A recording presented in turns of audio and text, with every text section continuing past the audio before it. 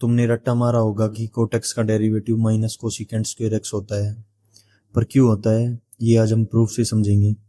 Maximum बच्चों को ये नहीं पता होता कि कोटेक्स का derivative minus cosecant square x कैसे प्रूफ करते हैं।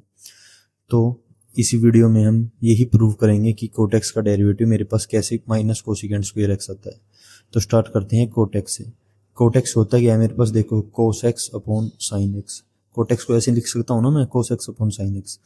अब मुझे डेरिवेटिव निकालना है कोटेक्स का, मतलब कि d by d x of cortex.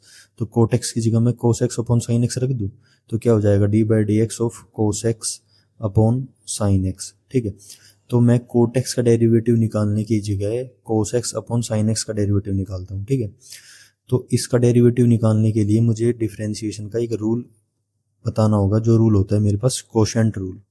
अब ये कोशेंट रूल क्या होता है समझो।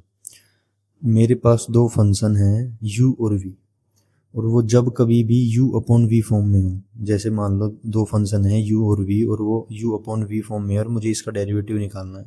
तो इसका डेरिवेटिव कैसे निकालते हैं, देखो डिनोमिनेटर में आ जाता है मेरे पास v स्क्वायर और फिर v as it is u का derivative minus u as it is और v का डेरिवेटिव। ये रूल होता है मेरे पास कोशेंट रूल, जिसमें मेरे पास u डैश और v डैश क्या है। देखो u डैश की वैल्यू होती है du अपॉन dx, मतलब u का डेरिवेटिव, और v डैश होता है v का डेरिवेटिव, मतलब कि dv अपॉन dx। तो इसी रूल को हम यूज़ करेंगे और ये डेरिवेटिव निकालेंगे cos x upon sin x का। ठीक है, तो यूज़ करते हैं इस रूल को। मुझे डेरिवेटिव फाइंड आउट करना है d by d x of cos x upon sin x।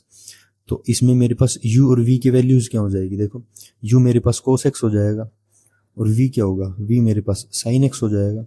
तो पुट करो इसमें, नीचे क्या है v स्क्वायर मतलब कि sin x का होल स्क्वायर, और ऊपर क्या है v एज इट इज मतलब कि sin x as it is u का डेरिवेटिव।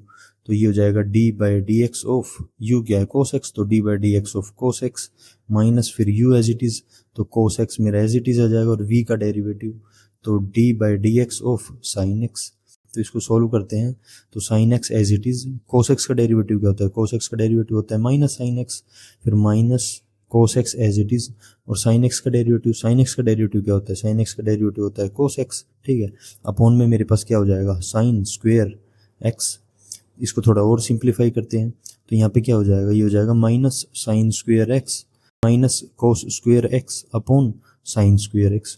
अब देखो ऊपर से माइनस को कॉमन लो तो मेरे पास क्या हो जाएगा, ये हो जाएगा minus sin square x plus cos square x, और अपॉन में क्या है, अपॉन में sin square x as it is रहेगा, तो अपॉन में sin स्क्वायर x। ठीक है, अब देखो मेरे पास ट्रिग्नोमेट्री आइडेंटिटीज में एक आइडेंटिटी होती है sin square x plus cos square x। इसकी वैल्यू क्या होती है, इसकी वैल्यू होती है मेरे पास 1। ठीक है, तो इसी आइडेंटिटी का यूज़ करेंगे तो न्यूमरेटर में मेरे पास क्या बच जाएगा, देखो ये हो जाएगा minus 1 upon sine square x. अब मुझे पता है 1 अपॉन साइन एक्स की वैल्यू क्या होती है, देखो 1 अपॉन साइन एक्स होता है, ये मेरे पास होता है कोसिकेंट एक्स। क्या बन जाएगा, माइनस कोसिकेंट स्क्वायर एक्स। तो मैंने डेरिवेटिव जो निकाला कोस एक्स अपॉन साइन एक्स का, इसकी वैल्यू आ गई माइनस में कोसिकेंट स्क्वायर एक्स, मतलब कि जो मेरा कोटेक्स का डेरिवेटिव आ गया वो आ गया माइनस कोसिकेंट स्क्वायर एक्स। तो हम यहाँ से प्रूव करके दिखा दिया है कि मेरा जो डेरिवेटिव होता है कोटेक्स का, मतलब कि d by d x of cot x, उसकी वैल्यू होती है माइनस में कोसिकेंट स्क्वायर एक्स। तो आगे से तुम्हें रटना नहीं है कि ये डेरिवेटिव कैसे आता है, ये समझना भी है कि डेरिवेटिव कैसे प्रूफ होता है।